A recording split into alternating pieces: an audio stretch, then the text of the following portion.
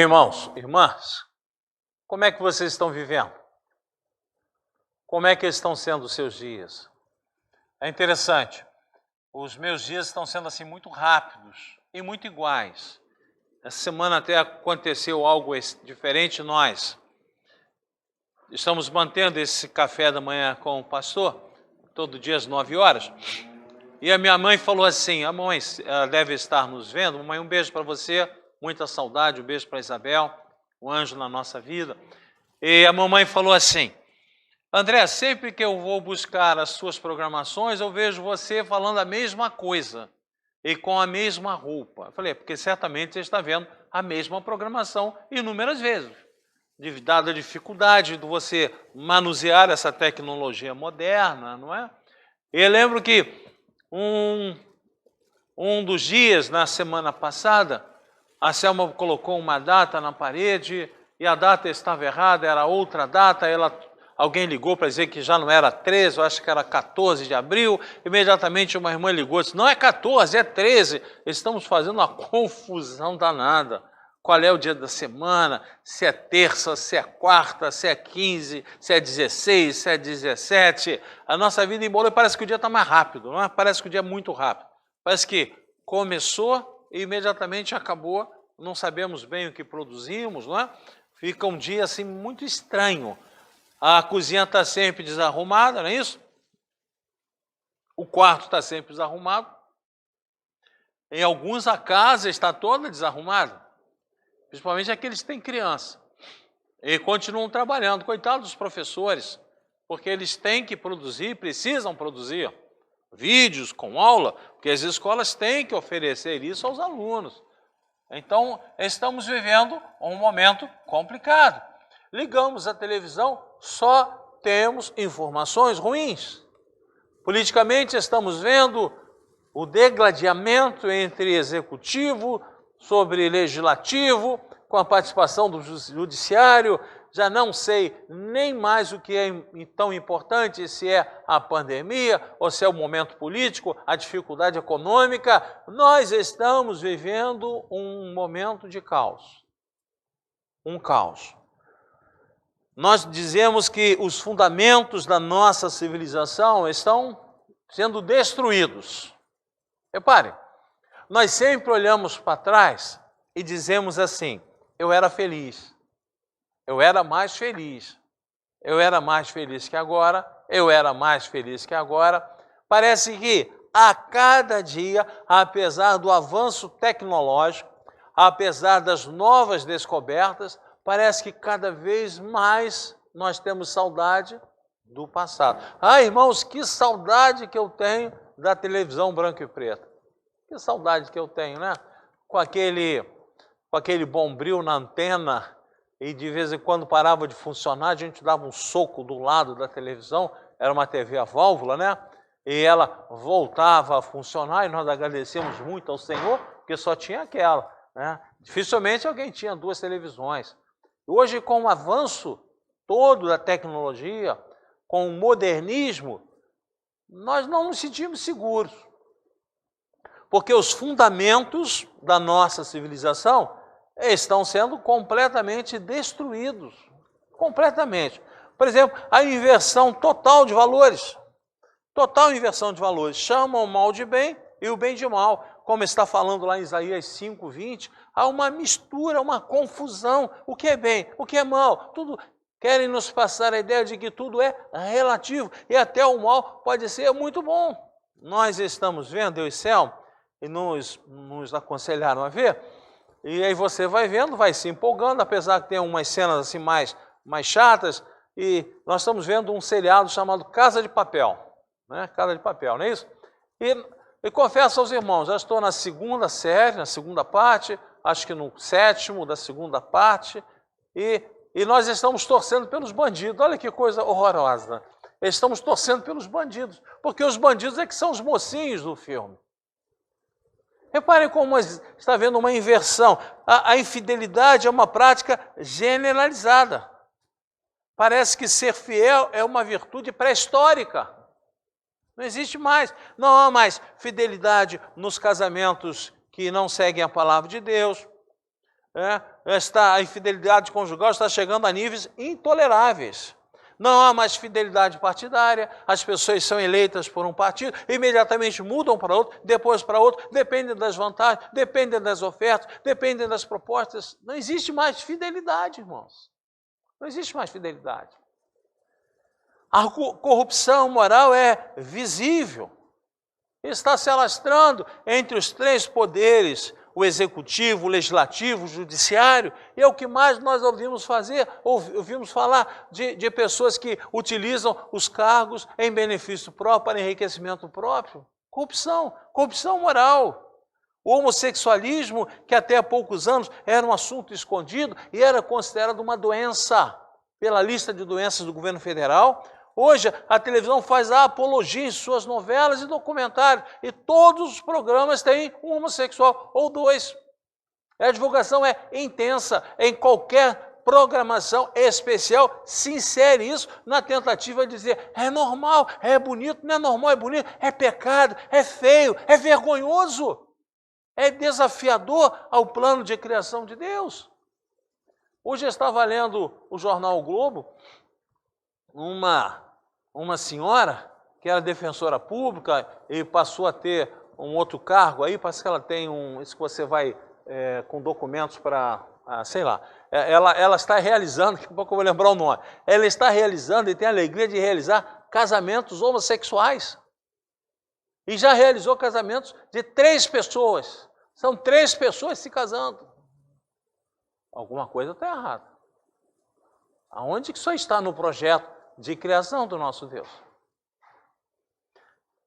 A decadência espiritual das igrejas. As igrejas eram guardiãs dos valores absolutos. Hoje elas são covis de salteadores. São supermercados de fé. Enganam, mentem. Pastores vendendo livros e mais livros, se enriquecendo e esquecendo que as ovelhas estão pobres e carentes. Pastores mentindo. Pastores desafiando a palavra de Deus. Pastores que não conhecem a palavra de Deus. Pastores agressivos. Pastores enriquecidos. A decadência espiritual das igrejas. Pastores lutando entre si, tentando arrebanhar mais ovelhas para o seu rebanho, para terem mais riqueza. O povo chamado cristão não é mais referência na nossa sociedade. Antigamente, quando dizíamos, sou cristão, sou evangélico, havia respeito. Hoje há o ridículo. Hoje há o ridículo. E agora, irmãos, apesar de tudo isso que acontecia, e nós até ousávamos, e apesar disso tudo, nos sentimos guardados, protegidos, somos felizes, aí vem a pandemia. Vem a pandemia. E do jeito que ela veio, nós não sabemos se é a primeira ou se não haverá outras. Porque entrou sorrateiramente como uma doença, chamada doença chinesa, gripe chinesa. Ela entrou, se apoderou e hoje está muito complicado. Matando muitas pessoas. E o executivo diz que não mata ninguém. Até às vezes eu tomo a liberdade de dizer, Senhor, essas pessoas deveriam ser acometidas dessa doença. Deveriam ficar internadas, entubadas, para que depois eles possam vir a público e dizer assim, não, realmente aconteceu. Mas também nós não podemos ficar parados, senão a economia não se move, não há dinheiro, e eu que não sou economista, não é? Tomo a liberdade de não ser. Ontem eu perdi o sono pensando assim, mas como é que a economia parou? Porque não se produz mais nada, não se paga as pessoas não têm dinheiro para comprar. Mas e o dinheiro onde é que está? Porque havia um dinheiro circulando. Onde é que está esse dinheiro? Ninguém mais tem dinheiro, os bancos não têm dinheiro, as empresas não têm dinheiro, o povo não tem mais dinheiro. Então esse dinheiro não existe. Chega a dizer assim, acho que esse dinheiro não existe. Ele fica circulando, mas ele não existe. Porque quando parou tudo, ninguém está rico, está todo mundo carente. Onde é que está esse dinheiro? Não entendo. Não é? Então são coisas inexplicáveis. Eu lembro de Deuteronômio 29, nem tudo é explicado. A economia para mim é uma coisa inexplicável. Amados queridos irmãos, estamos contidos em casa.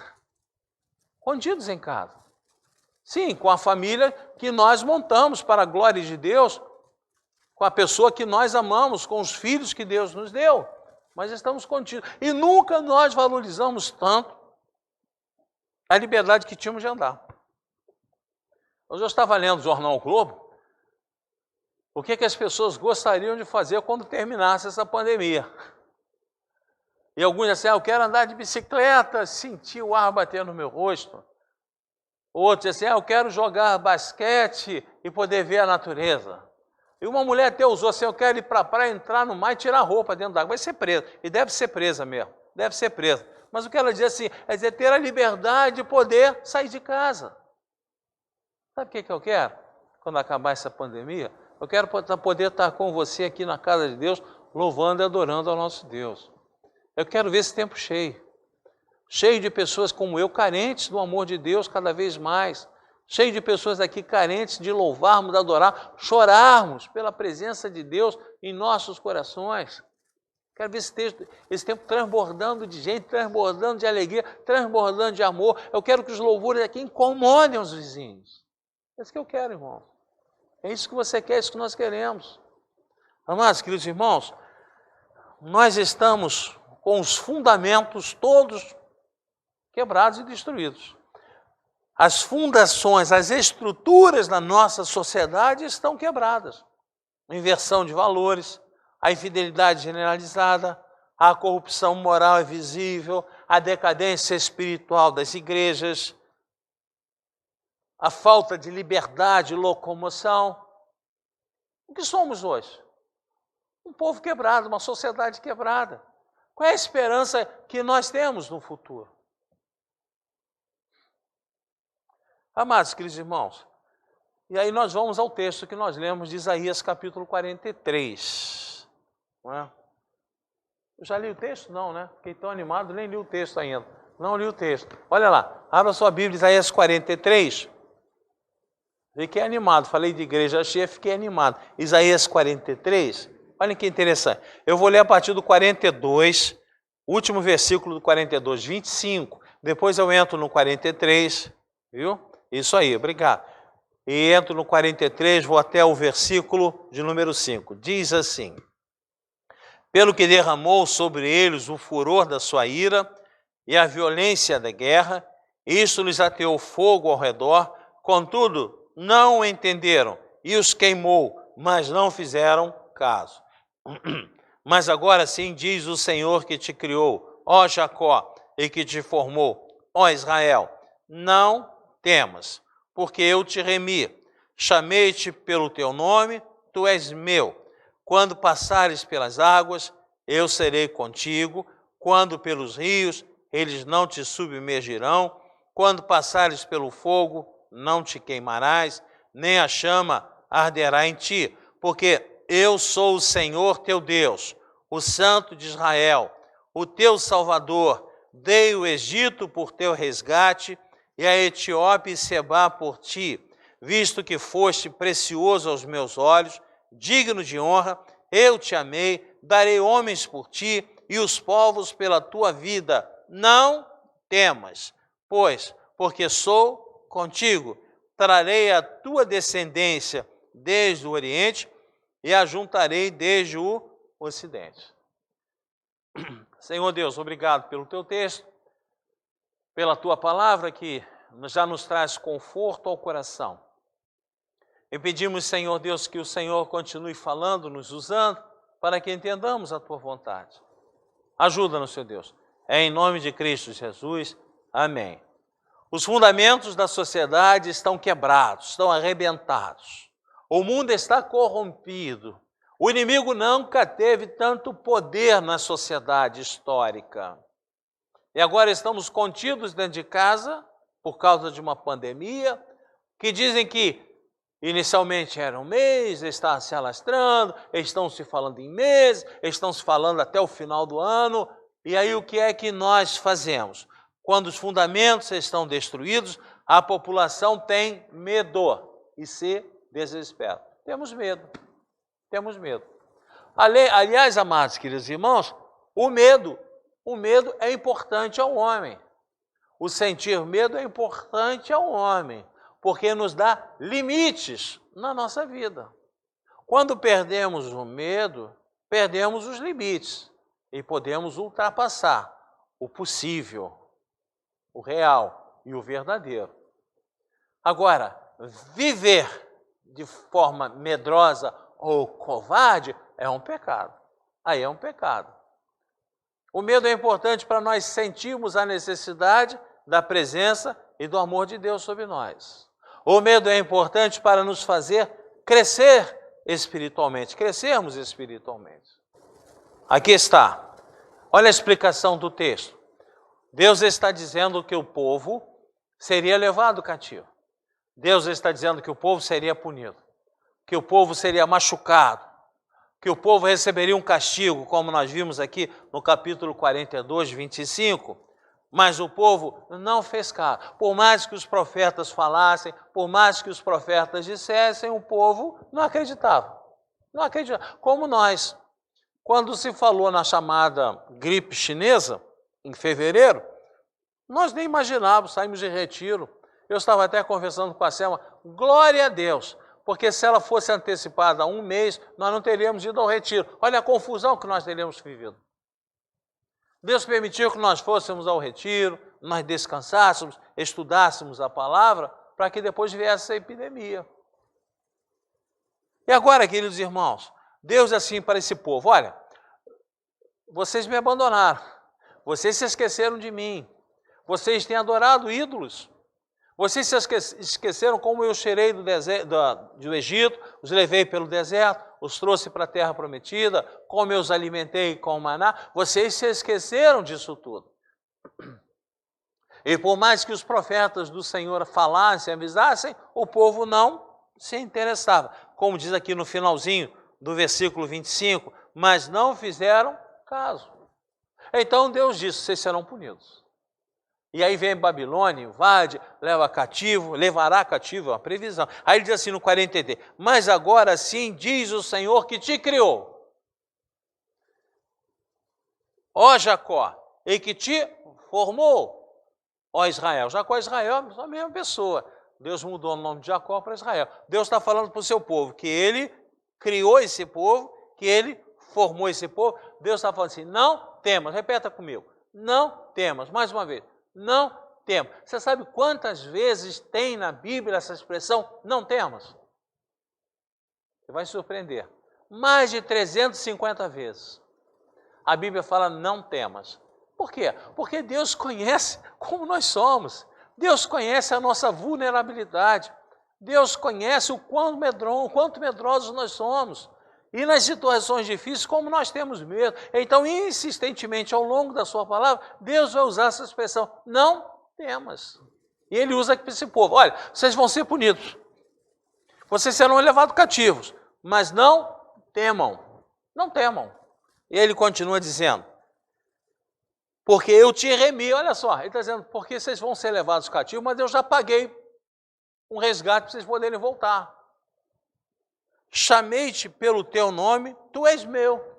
Nós somos o povo de propriedade de Deus. Então Deus permitiu que o seu povo, está dizendo aqui, eu vou permitir que o seu povo vá, mas já está comprometido com um pagamento à Babilônia para que o seu povo retorne do cativeiro. E ele vai dizer assim, quando passares pelas águas, eu serei contigo. Quando pelos rios, eles não te submergirão. Quando passares pelo fogo, não te queimarás, nem a chama arderá em ti. Olha aí, irmãos. Porque eu sou o Senhor teu Deus, o Santo de Israel, o teu Salvador. Dei o Egito, olha, ele está dizendo aqui, olha, dei o Egito por teu resgate e a Etiópia e Sebá por ti. Isso aconteceu realmente com o filho do rei Ciro, depois que ele liberta o povo judeu, ele vai conquistar o Egito, vai conquistar a Etiópia e vai conquistar o reino de Sebá. Então, reparem que interessante, Deus disse, olha, eu vou deixar, mas eu já providenciei um resgate para trazer vocês de volta. Visto que foste precioso aos meus olhos, você é precioso aos olhos do Senhor. Digno de honra, e eu te amei, darei homens e os povos pela tua vida. Amados, queridos irmãos, você é tão importante para Deus, que Ele deu o que Ele tinha de mais valor. Hoje nós estamos redimidos, fomos resgatados pela vida do seu Filho Jesus Cristo. Naquela época, Ele está dizendo que pagaria pelo resgate com o Egito, com a Etiópia, com o Sebá, com esses povos. Mas agora nós já fomos resgatados pelo sangue de Cristo Jesus. Por quê? Deus diz assim, porque vocês são dignos de honra, eu te amei, e Ele nos resgatou. E aí olha aqui uma manifestação, um ensino da vinda futura de Jesus. Assim, não temas, pois, porque sou contigo, trarei a tua descendência desde o Oriente e a juntarei desde o Ocidente. Somos nós, irmãos. Somos nós. Deus está dizendo que vai congregar todo o povo num só. Ou seja, estamos enxertados, viemos do Oriente, viemos do Ocidente, estamos enxertados, fazemos parte desse povo. E a pergunta é, irmãos, você está com medo?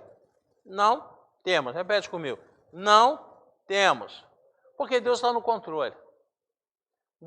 Você acha que Deus perdeu o controle do que está acontecendo? Não, não é possível. Ele é o Criador de todas as coisas. É o nosso Deus que escreve com a sua caligrafia a história dos homens.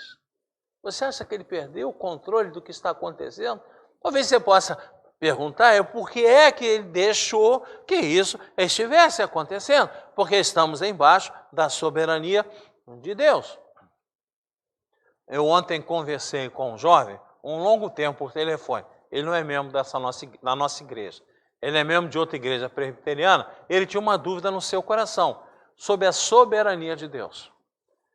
E aí eu comecei a lembrar das nossas aulas de teologia sistemática, o reverendo Aproniano, nosso professor de seminário, pastor da igreja presbiteriana de São Gonçalo. E ele falava muito claramente sobre a soberania decretiva e a soberania permissiva. Deus decreta, Deus permite, mas estamos embaixo dos seus decretos. Lembram de Jonas? Qual é a soberania decretiva? Jonas, você vai para Nínive. Qual é a permissiva? Escolhe o caminho. Ele escolheu o pior caminho, ele fugiu para Tarsis. Mas a soberania decretiva de Deus, ela vai pregar em Nínive. E vai, nem que seja de avião ou no ventre de um peixe, vai pregar em Nínive. Nós estamos embaixo da soberania de Deus. Ele está controlando. Deus pode, no estalar dos dedos, terminar com tudo que está acontecendo com a pandemia. Ele pode deixar que isso se arraste, ele pode mandar outras pandemias, mas Deus está no controle. E quando Deus diz assim, olha, vejam bem, quando passares pelos rios, não submergirão. Quando passares pelo fogo, não te queimarás, nem a chama arderá em ti, porque sou o Senhor teu Deus. Ele diz aqui que nos amou. Você é um amado de Deus. Você é uma pessoa especial para Deus. Ele não perdeu o controle da história, Ele não perdeu o controle da sua e da minha vida. Portanto, não temas. Deus continua no controle da história. Tem pessoas que têm medo de tudo. Tem pessoas que têm medo de casar e tem pessoas que têm medo de não casar. Não é verdade? Tem pessoas que têm medo da claridade, tem pessoas que têm medo da escuridão. Tem pessoas que têm fobia de lugares abertos, tem pessoas que têm fobia de lugares fechados. Nós somos frágeis, nós somos vulneráveis. O medo é natural do ser humano, mas o viver medrosamente ou covardemente é um pecado. Então vamos nos fortalecer e vamos vencer. E esse texto vai nos ensinar alguns pontos importantes. Primeiro, Deus criou você. Deus criou você. Olha, eu tenho falado isso algumas vezes, eu estou repetindo e insistindo. Você não é um acontecimento da história. Por mais que talvez nossos pais não tenham programado o nosso nascimento, na história de Deus não foi por acaso. Porque Deus tem uma história com início, meio e fim para qualquer um de nós. E foi Ele que criou você. Ele planejou, Ele criou, Ele fez você e eu à sua imagem, à sua semelhança. Nós temos valor aos olhos do nosso Deus Criador. Repare, Você vale muito mais do que pardais, pássaros que voam. Você vale muito mais do que essas flores lindíssimas que enfeitam parques e jardins. Porque você é uma pessoa que Deus criou. Um segundo ponto interessante, o texto vai falar também aqui no versículo 1, Deus não apenas nos criou, como nos formou, nos deu a forma que nós temos, não é? E é uma forma impressionante. Amados, queridos irmãos, o corpo humano é um milagre da natureza. O nosso funcionamento é algo impressionante, indescritível, e muitas coisas ainda não se conhecem. Poucos se conhecem do cérebro humano. Poucos usamos do nosso cérebro. A palavra de Deus fala que no Salmo 139, que Deus nos fez de forma assombrosamente maravilhosa. Que Deus, no versículo 14 e no versículo 16, que Deus viu a nossa substância ainda informe no ventre das nossas mães. Deus não apenas nos criou, como Ele nos deu uma forma especial, a sua imagem e a sua semelhança. Temos os atributos divinos, logicamente ilimitados. Em Deus eles são ilimitados. Por exemplo, o amor de Deus é ilimitado, mas nós temos o amor.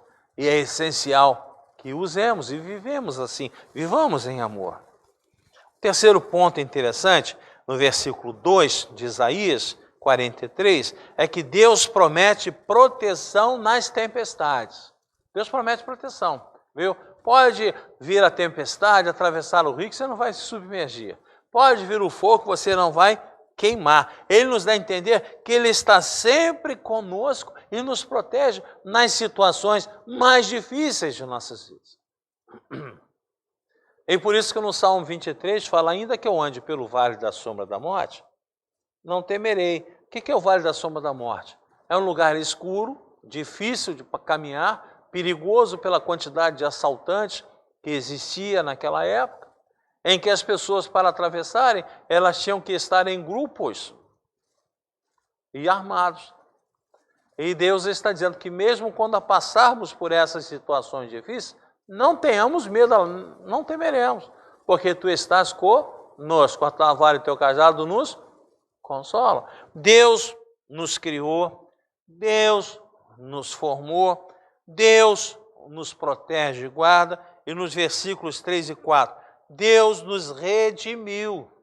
Nós somos tão importantes, Ele deixou que o seu povo fosse levado cativo como uma forma de castigo, como uma necessidade que o povo pudesse fazer uma revisão da sua forma de adoração, do estudo da palavra, para que eles pudessem voltar melhores. Eu tomo a liberdade de dizer que é o que está acontecendo hoje nessa pandemia. Deus permitiu que isso estivesse acontecendo para que nós nos aproximássemos mais dele. Quando falamos nas programações, por exemplo, eu não lembrei, mas todo dia às 7 horas da noite, o Eduardo e a Rebeca fazem um momento de louvor. Está lá no Instagram, Rebeca Joia. E nós consideramos como um momento de louvor da nossa igreja. Muitos irmãos estão participando, muitas pessoas que nem evangélicas são, e vão ser convertidas, irmãos.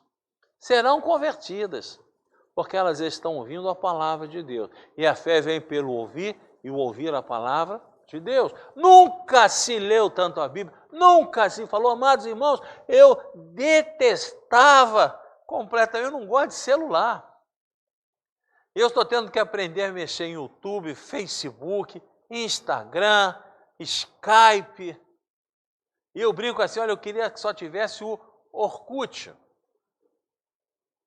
Saca o Orkut? Quando eu estava dominando o Orkut, acabaram com o Orkut. Que vergonha, né? Já vi. Quarto, Deus nos redimiu. Ele pagou pelo seu povo com Egito, com Etiópia, com homens e com povos, e por nós Ele pagou com a vida do seu Filho Jesus Cristo. Jesus veio ao mundo para morrer por nós. Jesus se entregou por nós. Então, por que é que nós estamos apavorados com medo do amanhã? Mas, irmãos, quando é que o amanhã pertenceu a nós? Quando? Quando é que você disse, eu vou fazer isso, e você teve liberdade de fazer isso sem a aprovação de Deus? É Deus que controla o futuro, é Deus que controla o amanhã. Nós fazemos os planos, mas é Deus que abre o nosso caminho. E temos que dizer, se Deus permitir, se Deus quiser, estaremos. O futuro pertence ao Senhor. E pelo que nós olhamos aqui, Ele será glorioso. Porque foi Ele que nos criou, foi Ele que nos formou, Ele nos ama, Ele nos guarda, Ele nos protege, Ele nos redimiu. Por que é que nós estamos com medo? Por que é que nós vamos ficar apavorados? Os fundamentos da sociedade, do universo, estão destruídos. O que nós vamos fazer? Continuar confiando em Deus. Porque Ele que nos suporta. Ele é escudo, Ele é fortaleza, socorro bem presente nos momentos de tribulação. É Ele mesmo, amados irmãos. Deus é soberano. E agora nós vamos concluir e vamos dizer assim, amados, queridos irmãos, você é propriedade exclusiva de Deus. Está lá em 1 Pedro 2, versículo 8. Vamos agora pular, temos sempre que fazer essa ponte do Antigo para o Novo Testamento. 1 Pedro capítulo 2, versículo 8. Olha o que o texto da palavra de Deus vai nos falar. 1 Pedro 2, versículo 8. 9. 1 Pedro 2, 9. Eu ganhei deles, fui mais rápido que eles. Nós estão lá buscando o texto, nós já achamos no papel. Viu? 10 para eles, 1 para nós. 1 Pedro 2, 9. Diz assim, vós, porém, sois raça eleita, sacerdócio real, nação santa, povo de propriedade exclusiva de Deus, a fim de proclamar as virtudes daquele que vos chamou das trevas para a sua maravilhosa luz. Vós sim, que antes não erais povo, mas agora sois povo de Deus, que não tinhas alcançado misericórdia, mas agora alcançastes misericórdia. Alcançamos misericórdia em Jesus Cristo, que morreu e pagou com sua vida por nós. Estamos justificados, somos povo de Deus, não somos mais criaturas de Deus, somos filhos de Deus. Ele nos ama, Ele nos guarda, somos o povo de propriedade exclusiva de Deus, somos servos do Senhor, vivemos para a glória e para a honra de Deus. Está com medo de quê? Está com medo de quê? Eu estou com medo do amanhã. Mas o amanhã sempre pertenceu ao Senhor. O amanhã nunca foi nosso, ele sempre foi de Deus. Nós sempre traçamos planos, infelizmente nem sempre consultamos ao Senhor sobre os nossos planos, mas o amanhã é dele. É Ele que diz sim, é Ele que diz não, é Ele que diz agora ou Ele que diz amanhã. Está com medo de quê? Está com medo de quê? Está com medo do amanhã? Deixa o amanhã na mão do Senhor. Viva cada dia segundo a vontade de Deus. Ao acordar, glorifique, adore ao Senhor e agradeça por aquele dia. Agradeça pelo alimento que Ele nos deu, sabendo que Ele continuará sendo fiel a você, a mim, a todos nós. Porque você e eu somos povo de propriedade exclusiva de Deus. Sabe o que quer dizer exclusiva? É só dele, Ele não divide com ninguém. Ele te criou, Ele te formou, Ele te amou, Ele promete que nos guarda e nos protege, Ele nos redimiu em Cristo Jesus, Ele é soberano na história, Ele comanda a história. Está com medo de quê? Está com medo de quê? Se continuarmos assim acovardados, é porque a nossa fé em Cristo Jesus está fraca. Porque a palavra é clara. E você que está nos ouvindo, que talvez ainda não tenha esse sentimento no seu coração de certeza de Jesus Cristo que pagou com sua vida por você, eu gostaria de orar por você. Viu? Porque talvez você esteja, ou certamente você está apavorado, com grande medo do amanhã.